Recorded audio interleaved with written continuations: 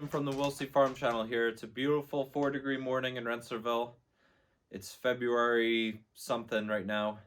It's a Sunday, but the forecast coming up looks like it's going to warm up, so I got to get on this stuff. It's been a few, I guess months since the last video, but today I'm going to be putting up the tubing for the sap lines.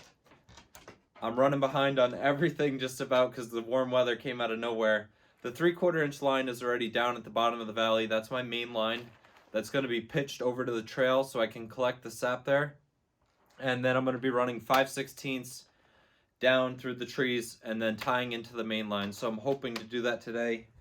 And also behind me here, I have this reverse osmosis setup, which is also new to me this year.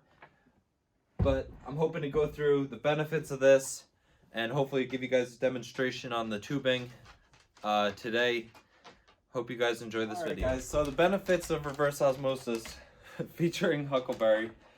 So what I have going on here is the sap is going to flow into this pump and then be forced through this filter, which there's no cartridge in there right now.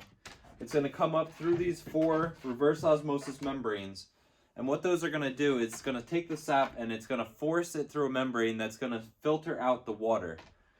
So by the time it comes out the other end, there'll be water coming out of one tube and a sugar concentrate coming out of the other tube. So on average, sap is around 1 to 2% sugar. With this setup here, I'll be able to get it closer to 8% sugar. And the benefit of that is cutting down your cooking time. So I'll be able to spend less time boiling, less money keeping the evaporator going, and less time babysitting it. So this will be able to handle up to, I think it's 30 something gallons per hour of sap ran through it to make concentrate. So that's for a big producer, that's not nearly enough to handle what they're doing, but for me here, this will be plenty, and it's a good way to get started. This whole setup in parts was roughly $700 plus the little tiny piece of scrap plywood that I had kicking around. So I'm hoping this will be very beneficial this year. The only thing is, if you're cooking your sap outside, this cannot freeze because there's water that needs to stay in all these membranes and in the pump. So if this thing freezes, you're kind of screwed as far as using it again. And also there's special precautions you have to take in between uses to make sure that this doesn't build up bacteria and to make sure that you flush the membrane every time. But that's a video for another time. So let's get into the tube. So here we are at the first tree that I'm going to start at.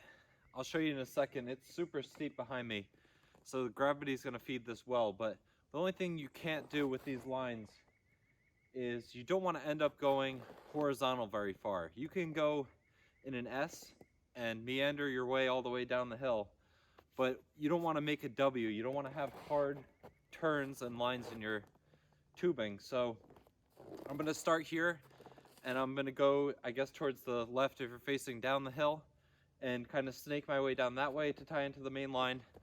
And I'm going to go to the next tree down, and I'm going to go straight down and kind of towards the right to grab some more maple trees over that way. And then hopefully hook these lines up together somewhere down there. But also just want to say thank you to North Road Sugar Works in Jefferson. They hooked me up with everything that I needed, and they're super friendly, the Buck family. If you guys are looking for any tubing, they sell all H2O Innovations products. So go give them a check out, and we'll get started right here. Okay, so here's a look down at the valley. As you can see, it drops off about 30 feet in front of me. So I'm just gonna go get some ice cleats because I'm not even sinking in. This snow is like probably, I would say, 18 inches deep in the valley here, and it's not, I'm barely sinking in at all. It's all ice under it, so we'll get started in 1 second. Oh, that hill is slippery, but here we go. I have it just tied up there to that cherry tree just to get the loop started, and loops around this maple, goes down around and straight down the hill to another little cluster, and then down right at the bottom. Down there you can see the coil. So now it's time to get the wire and go get this one tied up. All right guys, well, of course the phone died after probably 10 minutes outside. So now that all the lines are up, they're not tapped together or teed together yet, because I still want to get some more parts and I want to get a couple tools that makes it a lot easier. But I'll just show you guys, walk you around through the sap bush and show you how it looks so far. So here we go. First line I started with, it goes down, and then as you can see down there, it hooks up with the main line that runs through the whole bottom of the valley. Then here's another section that I started and runs down diagonal down to this main line. I'm trying to be careful, it's so icy. And the ice cleats don't really seem to be working because there's a little snow on top, so you slip right off of it. There's another line that runs down and on a diagonal right there over to the main line. And I'm going to work down the valley a little bit farther and I'll show you guys.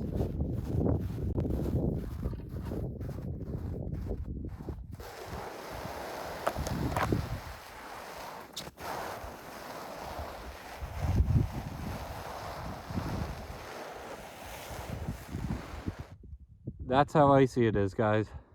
Just slid probably like 50 feet down the hill.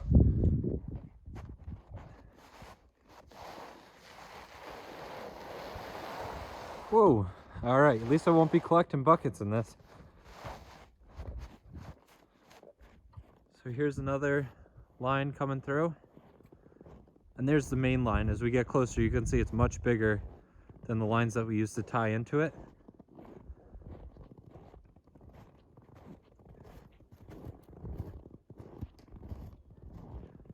And I kind of had the main line snake a little bit just because it's really hard to pull the tension out of this 3/4 line here when it's 500 feet long. So you kind of need to meander through the trees and give you something to tie off to.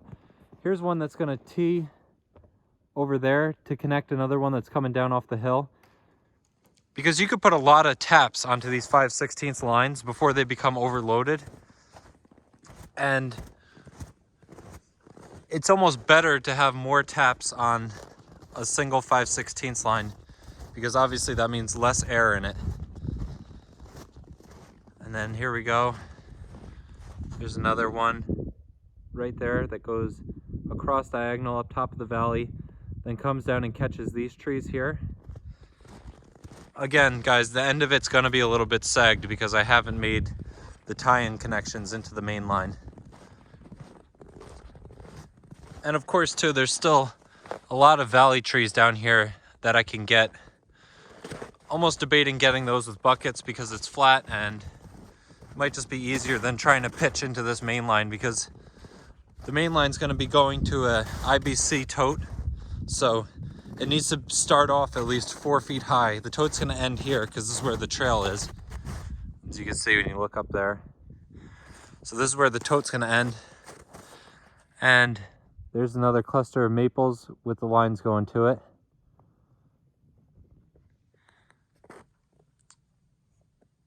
And there you go, guys. That took probably, I would say, about 5 hours with me, and my dad came over to help. But man, these connections to try and hold that main line tight without giving sag back is hard. Okay, guys, I hope you enjoyed this video. I'm ready to call it a day after this, get some more parts and a couple more tools, and we'll get everything tied together, hopefully just in time for the warm weather. If you guys like this video, please like, follow, and subscribe on Facebook, Instagram, and YouTube. And also drop in the comments anything that you want to see or you want to know about. If there's anything I can explain better, or at least try to explain better, just go ahead and let me know. As far as this project, I'm pretty happy with it. I think it might, as I go on, it might need some fine tuning, but at least I won't be carrying buckets, guys. Thanks a lot.